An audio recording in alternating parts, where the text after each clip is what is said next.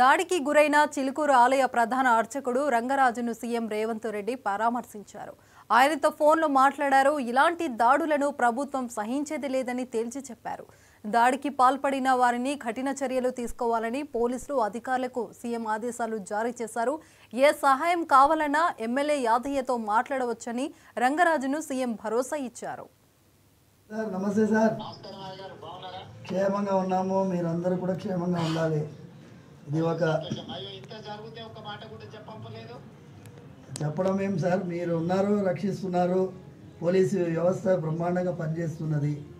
మాకేమైందంటే it is a shocking thing sir for me. Imagine sir, imagine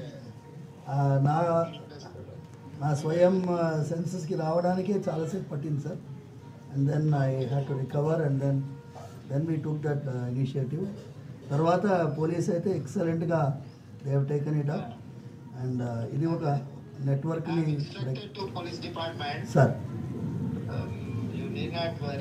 sir thank you sir. ఏదైనా ఉంటే కూడా ఇమ్మీడియట్గా మా ఎమ్మెల్యే గారికి చెప్పినా ఇది చేసిన సార్ నేను ఇమ్మీడియట్గా చెప్తాను. కమిషనర్ గారికి కూడా నేను ఇన్స్ట్రక్షన్ ఇస్తాను. Thank you sir. ఈ లుక్ ఆఫ్టర్ ఏం సమస్య ఉన్నా ఏదైనా ఉన్నా చేస్తారు.